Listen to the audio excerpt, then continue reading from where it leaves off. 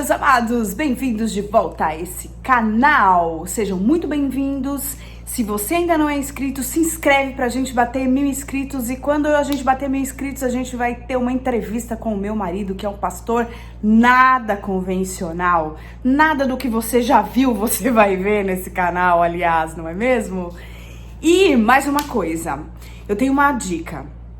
Hoje nós vamos para mais um capítulo do nosso estudo bíblico e a minha dica é: se você acha que eu falo muito devagar, porque eu acho que eu falo muito devagar, tem um botãozinho aí no YouTube que você aumenta a velocidade da pessoa que tá falando. E aí você aumenta um pouquinho para 1,5 ou 1,75 e você vai aprender muito mais rápido, né? Vai ver esse vídeo muito mais rápido em menos tempo e vai absorver tudinho da mesma forma. A não ser que você ache que eu tô falando muito rápido, você pode deixar ele mais devagar também. Tem essa dica aí, se informe se você nunca ouviu falar disso. Procura aí nos botõezinhos. Eu acredito que seja um botãozinho de 3 pontinhos assim, ó, um em cima do outro. Se eu não me engano, eu não costumo muito fazer isso. Mas vamos lá, vamos parar de blá blá blá e vamos falar que hoje tem muita coisa pra falar no nosso estudo bíblico de hoje. Sim, e sobre o que nós vamos falar no estudo bíblico de hoje? A morte de Jesus Cristo na cruz e a ressurreição. Eu vou olhar bastante para baixo porque eu tenho muita coisa para ler e outra coisa, eu vou procurar bastante coisa na Bíblia, tá bom? Porque nós vamos ler Bíblia aqui hoje, neste dia maravilhoso, ensolarado, calor. Mas tudo bem, vamos lá. Todos prontos? Vamos abrir em 1 Coríntios 2:2. Paulo fala assim: resolvi esquecer tudo, a não ser Jesus Cristo, e especialmente sua morte na cruz. Ou seja, vocês já viram bastante palavras de Paulo falando quando eu sou forte, quando eu sou forte é que eu sou fraco, quando eu sou fraco é que eu sou forte, porque o que habita em mim é Jesus e ele que é a minha força e tal, algo parecido. Você já viu passagens de Paulo falando que não mais eu, mas Cristo vive em mim, e é nessa linha que nós estamos, porque ele resolveu esquecer tudo, porque Paulo era muito estudado, né? E foi Paulo que escreveu a carta aos Coríntios, e ele era um homem de muitos estudos, ele tinha aprendido muita coisa na teoria, na vida dele, e na prática, o que aconteceu? Na prática ele foi derrubado por Jesus e foi chamado, né? Paulo, vem comigo que você passa de ano. Foi isso que ele falou? Não, na Bíblia não tá isso, né? Mas ele falou: Paulo, Paulo, quem tá falando com você sou eu, meu querido. Tá bom? Certo? Então, agora nós vamos abrir em Colossenses 1, 26 e 27. Eu já deixei previamente aberto aqui, eu vou ler com vocês. Essa mensagem foi mantida em segredo por séculos de gerações, mas agora foi revelada a seu povo santo. Pois Deus queria que eles soubessem que as riquezas gloriosas desse segredo também são para vocês, os gentios. E o segredo é esse: Cristo está em vocês, o que lhes dá confiante esperança de participar da sua glória. O mais comum é a gente ouvir: Cristo em vós, a esperança da glória. Por que fala que esse mistério foi revelado depois de muitos anos, né? Porque Isaías foi um dos maiores profetas, né? Se for ver por quantidade de profecias, ele foi o maior profeta. E ele profetizou a morte de Jesus, né? E a morte na cruz, inclusive. Ele profetizou com detalhes o que ia acontecer. E aí, imagina você, 700 anos antes de Cristo nascer, Isaías falou um negócio desse. Vai ter um que vai ser pendurado no madeiro e tal e tudo mais. Peraí, vamos ver essa profecia? Como é que tá? Como que Jesus falou isso daí? Isaías 53. Quem creu em nossa mensagem? A quem o Senhor revelou seu braço forte? Meu servo cresceu em sua presença, como tenro broto verde, como raiz em terra seca. Não havia nada de belo nem majestoso em sua aparência, nada que nos atraísse.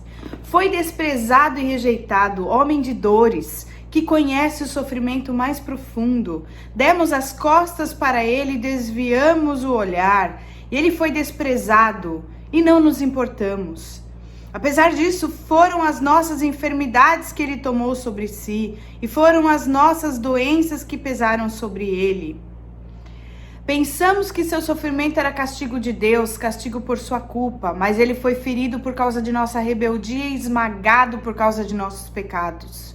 Sofreu castigo para que fôssemos restaurados e recebeu açoites para que fôssemos curados. Então, aqui ele está contando do sofrimento de Jesus por nós, tudo que Jesus passou, tudo que Jesus sofreu, 700 anos antes disso acontecer. E ele, como profeta, falava, foi isso, foi aquilo. Eu acho que o povo ouvia aquilo e pensava, foi o quê, gente? Quem que foi essa pessoa? Quem que foi? Não foi nada, eu nunca vi isso acontecer, entendeu? Então, foi um mistério revelado, né? Depois de 700 anos antes, o mistério foi revelado. Para quê? Para que nós o recebêssemos e para que ele se tornasse a nossa esperança, né? Então vamos voltar lá. Lá em Romanos 8:1 está escrito assim: agora já não existe mais condenação para aqueles que estão em Cristo Jesus. Então, e lá em Gálatas 3:13, só para complementar, porém Cristo, tornando-se maldição por nós, nos livrou da maldição. Ele se fez maldição para nos libertar da maldição, né? Então, aquele que aceita o sacrifício de Jesus, aquele que recebe Jesus como Senhor e Salvador, aquele que fala, não, realmente ele morreu para me livrar das minhas doenças, das minhas enfermidades, ele veio para me salvar, aquele que crê nisso, certamente não há mais condenação. Para aquele que está em Cristo Jesus, que recebeu ele como Senhor e Salvador, entendeu? E aí eu já li para vocês que ele levou as nossas doenças, né? E mais, Isaías novamente, só que agora no capítulo 9, Isaías 9:6. Pois um menino nos nasceu, um filho nos foi dado. O governo estará sobre seus ombros, e ele será chamado de maravilhoso conselheiro, Deus poderoso, Pai eterno e príncipe da paz. Agora você imagina, no Isaías 9 ele está profetizando sobre Jesus, no Isaías 53 ele está profetizando sobre Jesus, e tantos outros capítulos ele está profetizando sobre Jesus. Imagina como que o povo via esse Isaías. Mas hoje nós estamos falando o quê? De Jesus Cristo, a morte de Jesus Cristo, né? Como foi muito relatado por Isaías, a gente vai citar bastante Isaías. Mas eu fico me colocando na situação de Isaías às vezes, sabe? Como esse homem deve ter sido julgado, né? E agora, em Filipenses 4:7, a gente vai ver, né? Por que ele foi chamado de príncipe da paz? Por que ele nos dá a paz que excede todo entendimento? Por que muitas vezes aqueles que seguem a Cristo, são olhados por quem não entende muito bem essa fé, de uma maneira assim, como é que ele consegue tá desse jeito, né? Nessa situação tão horrível que ele foi colocado, né? Muitas vezes a perda de um pai, a perda de um filho, a perda de todas as economias que a pessoa fez ao longo da vida. Eu gosto muito sempre de contar testemunhos pessoais para que a ilustração fique mais latente nas nossas memórias. Então, há 5 anos atrás eu perdi o meu pai, 5 anos e meio mais ou menos. Perdi não, né? Ele foi pra glória. Muito bem corrigido aqui. E ele era cristão, ele tinha Jesus como Senhor e Salvador. E ele, por 4 anos, ficou doente com câncer. Ele lutou muito, né, contra o câncer e venceu algumas vezes.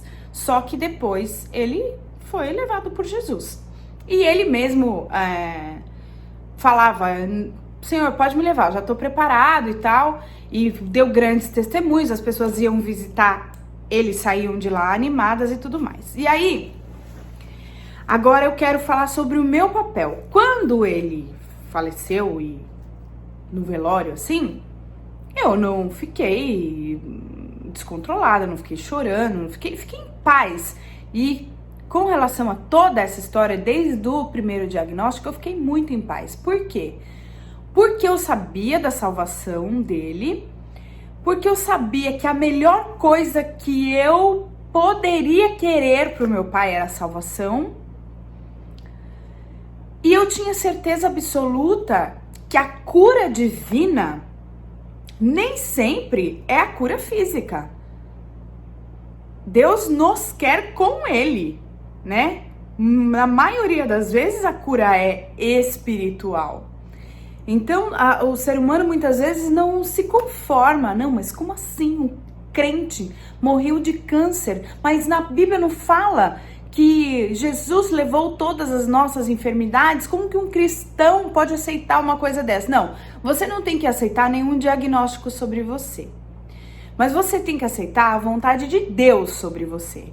Porque a vontade de Deus é boa, perfeita e agradável. E ele é o príncipe da paz. E se ele é o príncipe da paz, ele vai pôr paz no seu coração, independente da circunstância que você está vivendo. O que nós não podemos é ser egoístas e falar assim, ai, o Senhor é injusto, ele não poderia ter levado o meu pai. Mas Deus, quem sou eu para falar que Deus deveria ou não deveria alguma coisa? Se ele é Deus, eu não tenho direito de questionar a Deus, porque ele é Deus. Ele sabe o que ele tem que fazer. Deus é onisciente, é onipotente, é onipresente. Por que eu sirvo a um Deus? Por que eu me submeto a um Deus? Porque para mim, ele é Deus acima de todas as coisas.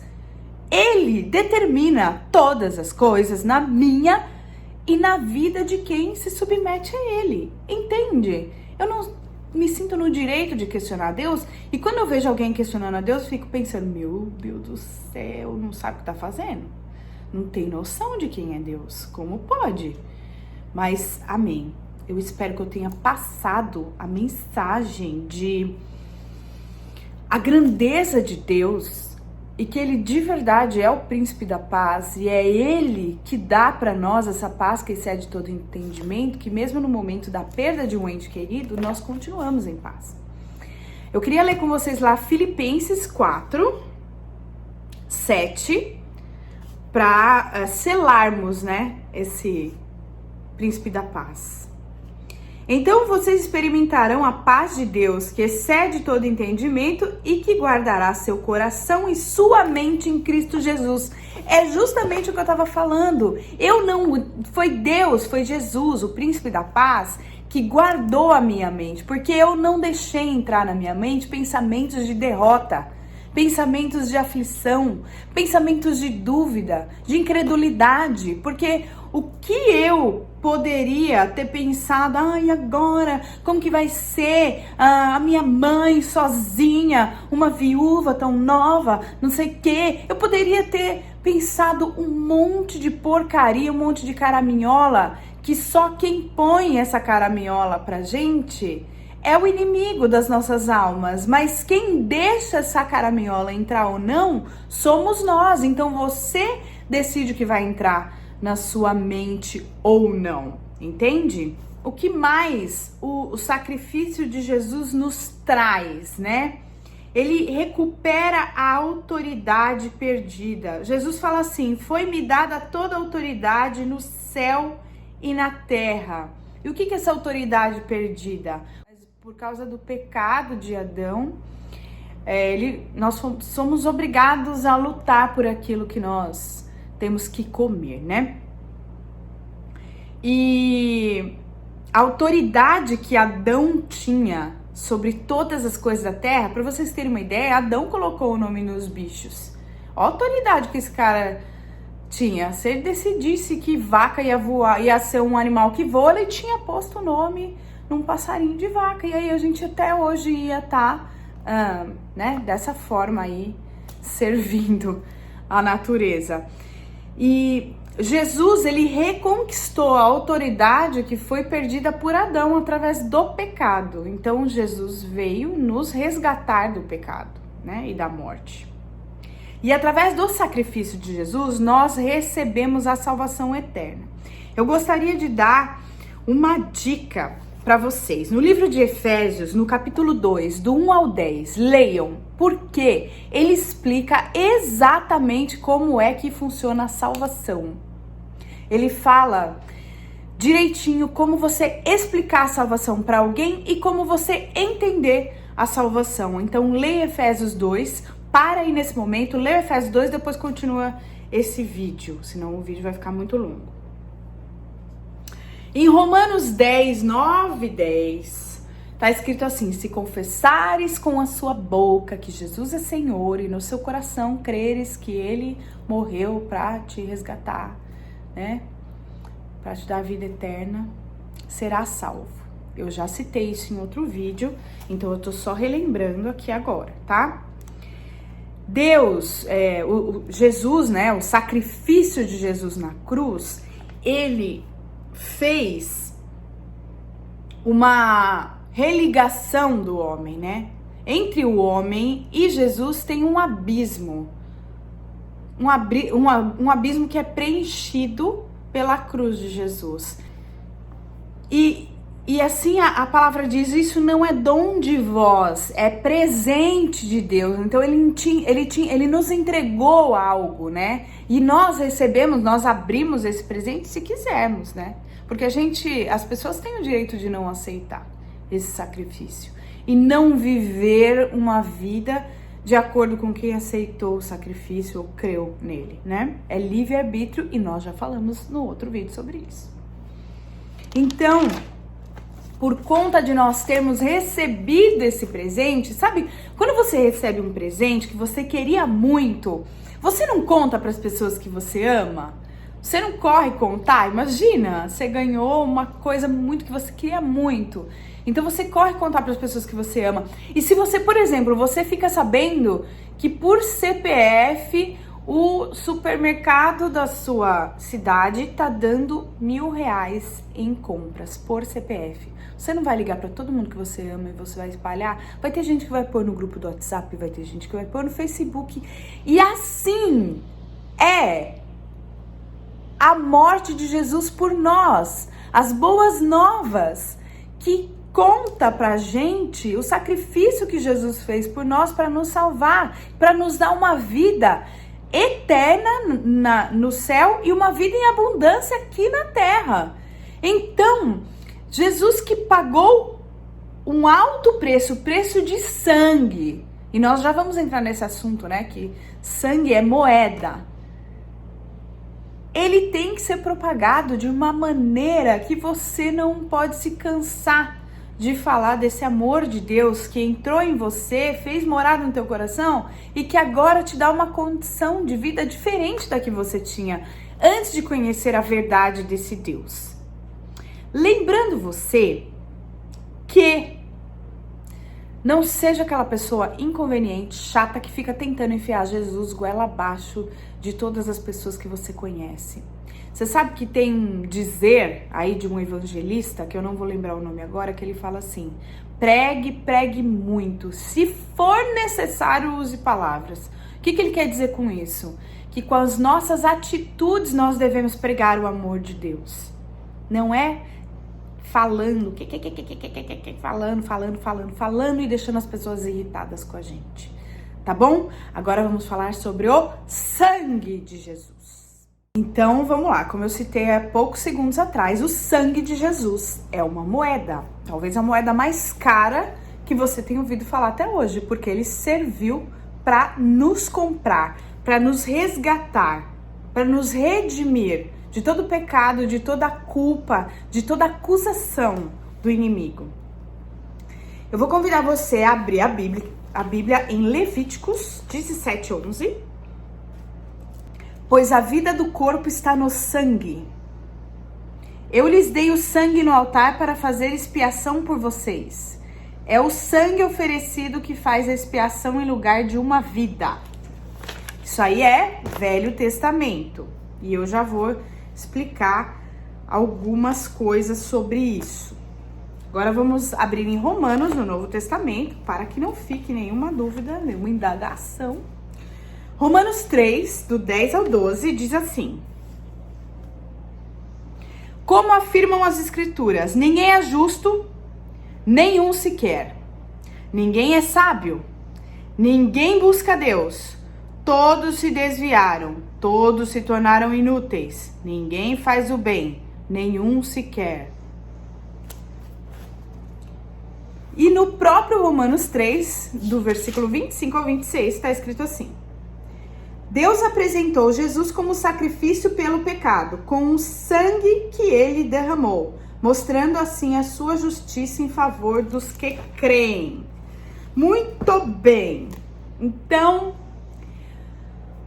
como que era antes de Jesus?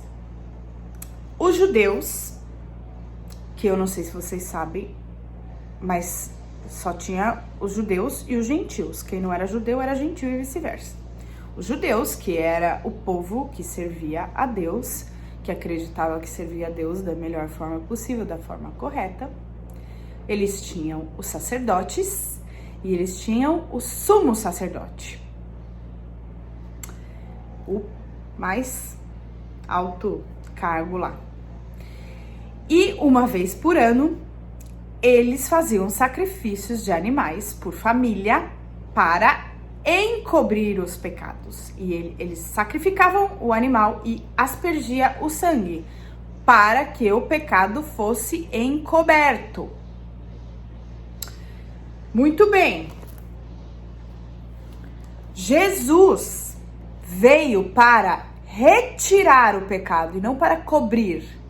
Então vocês já viram aquela oração, né? Que geralmente a Igreja Católica faz muito durante a reunião deles, durante a missa deles. Cordeiro de Deus que tira o pecado do mundo. Cordeiro de Deus que tira o pecado do mundo. E aí tem as respostinhas para os fiéis repetirem. Então, Jesus é o Cordeiro de Deus que tira o pecado do mundo. Tende piedade de nós, dai-nos a paz, né? Tem muito isso. Ele não encobre, ele tira o pecado. A partir do momento que você aceita Jesus como o Senhor e Salvador, ou seja, você traz esse sangue para a sua vida, ele tira o pecado. Lembra daquele versículo de Romanos? Portanto, não há mais condenação para os que estão em Cristo Jesus? É isso que quer dizer. Eu acho muito maravilhoso quando os versículos concordam uma coisa com a outra em capítulos e livros diferentes. Essa é a maravilha da Bíblia. É dessa maneira que nós cremos que a Bíblia é a palavra de Deus, é a palavra sagrada. Porque a Bíblia não se contradiz, certo? Se você quiser entender melhor, você estude Hebreus 9 e 10. Capítulo 9 inteiro e o 10, capítulo 10 inteiro, tá? Agora nós vamos falar sobre os benefícios que nós recebemos através do sangue de Jesus. Vamos abrir em Efésios 1 e Hebreus 9. Efésios 1, 7. Ele é tão rico em graça que comprou nossa liberdade com o sangue de seu Filho e perdoou os nossos pecados. E Hebreus 9:12, com seu próprio sangue e não com sangue de bodes e bezerros, entrou no lugar santíssimo de uma vez por todas e garantiu a redenção eterna. Ou seja, não façam mais sacrifícios, apenas aceite a Jesus como Senhor e Salvador da sua vida, porque Ele é o próprio resgate. Próximo benefício que nós recebemos através do sangue de Jesus: perdão dos nossos pecados quando confessados. Esse assunto é muito importante. Lá em 1 João 1, do 7 ao 9, está escrito assim: Mas, se vivemos na luz, como Deus está na luz, temos comunhão uns com os outros e o sangue de Jesus, seu Filho, nos purifica de todo pecado. Muito bem. Se afirmamos que não temos pecados, enganamos a nós mesmos e não vivemos na verdade. Mas se confessarmos nossos pecados, Ele é fiel e justo para perdoar nossos pecados e nos purificar de toda injustiça. E como que é esse confessar os nossos pecados? Confessar os seus pecados para um líder espiritual, né? Para aquela pessoa que sabe mais da palavra do que você, para aquela pessoa que você confia, para aquela pessoa que tem uma vida reta diante de Deus. Se você confessar os seus pecados, Ele é fiel e justo para perdoar. Então, é muito importante que seja confessado. Vai confessar o quê? Sozinho no seu quarto? Não. Só para o Espírito Santo? Não é só para o Espírito Santo. É confessar, lá em Tiago está escrito: confessar os seus pecados uns para os outros. A oração de um justo pode ir muito em seus efeitos, porque depois que você confessa, aquela pessoa que entende da palavra de Deus mais do que você, aquela pessoa que tem uma vida reta diante de Deus, vai orar por você e você vai ver a diferença na sua vida. Portanto, confesse sim, tá bom? Outro benefício, a santificação. Hebreus 13:12. Da mesma forma, Jesus sofreu fora das portas da cidade para santificar seu povo mediante seu próprio sangue. O que é santificar?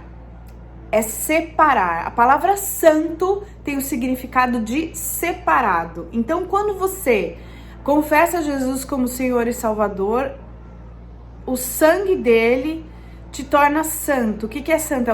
Ele é santinho. Agora virou cristão. Nossa.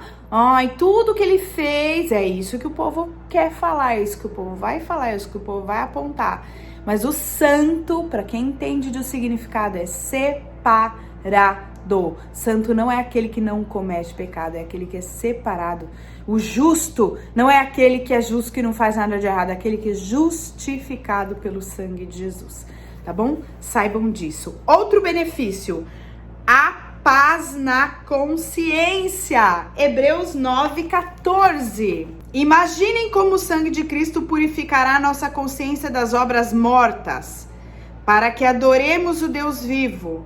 Pois pelo poder do Espírito eterno, Cristo ofereceu a si mesmo a Deus como sacrifício perfeito. Por quê? Por que Deus dá a paz na consciência, né? Porque quando uma pessoa se sente oprimida pelo pecado, ela não se sente digna de estar perto de Deus, ela não se sente digna de orar, entendeu? Ela acha que ela tá suja e que ela não pode chegar perto de Deus porque ela é uma pessoa cheia de pecado, ela é uma pessoa que tem vícios, que faz um monte de coisa errada. Acontece que Deus fala assim: venha como está. Porque Jesus, ele mesmo disse: eu vim para os doentes, eu não vim para os sãos. Então, quando você conhece a palavra de Deus, você tem a libertação da sua mente, a sua consciência. Você percebe que tudo aquilo que você pensava, todos os conceitos e preconceitos que você tinha, não fazem mais sentido algum. Quando você crê que a palavra de Deus é o manual da vida, né? Outro benefício, intimidade com o Pai. Então, lá em Hebreus 10, do 19 ao 22, ele fala assim, eu vou citar algumas coisas que ele fala no versículo, tá? Ele nos abriu um novo e vivo caminho. Nos deu um coração sincero, uma fé firme, a consciência limpa e o coração puro. Gente, olha que versículo rico. Então, quando você afirma que crê em Cristo e aceita o sangue de Jesus para a sua vida, acontece tudo isso. Fé firme, né? Ele nos abriu um novo e vivo caminho, uma consciência limpa, um coração puro. Gente, o que mais você precisa para se sentir uma pessoa liberta na mente e no coração? E Mas ele nos liberta da desobediência. Então, Jesus lá em Lucas 22, no 42b, Jesus orou: não faça minha vontade, mas a sua vontade, Pai. Então, ele deixou provado para nós que até ele, Jesus, que se fez homem, ele obedeceu a Deus. Ele poderia, no momento que ele estava sendo crucificado, ele poderia ter falado: para com toda essa palhaçada, porque esse povo pecador não merece esse sacrifício que eu tô fazendo. Mas ele falou: seja feita a sua vontade, Pai. Ou seja, ele nos ensina, acima de tudo, a sermos obedientes. E quando a gente ora pedindo alguma coisa para Deus, se a gente tiver a coragem de falar para Deus: seja feita a tua vontade, Pai, saiba que a vontade dele é boa, perfeita, agradável e muito melhor do que a nossa. E o que ele vai fazer por nós é muito melhor do que qualquer ideia que nós possamos ter tido. Tá bom? Então confie em Deus. O sangue de Jesus nos liberta de toda maldição. Maldição de doença, maldição dos pecados dos nossos pais, dos nossos avós. E nós vamos falar mais pra frente sobre isso, tá bom? Ele nos liberta de alianças. Olha só, agora o que eu vou falar é muito importante e muito polêmico. Quando você aceita Jesus como Senhor e Salvador da sua vida e você confessa os seus pecados, então, Senhor, eu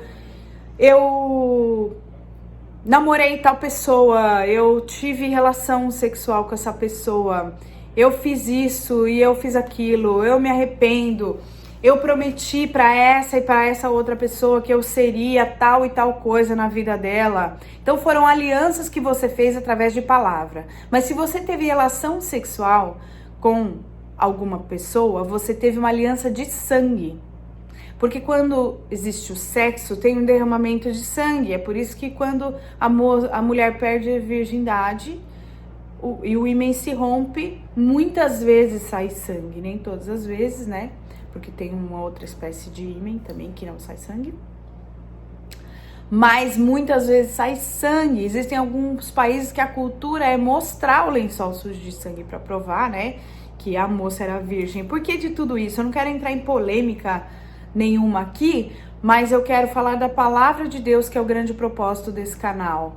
Porque todo derramamento de sangue gera aliança. Então toda aliança sexual que você fez com alguém, todo ato sexual que você teve com alguém, gerou uma aliança. E por isso, quando você aceita Jesus como Senhor e Salvador e confessa todas as coisas que você fez, você desfaz essas alianças que você fez com as outras pessoas. É por isso que muitas vezes a pessoa não sai da sua cabeça, não sai da sua mente, porque você fez uma aliança espiritual e emocional com essa pessoa, entendeu?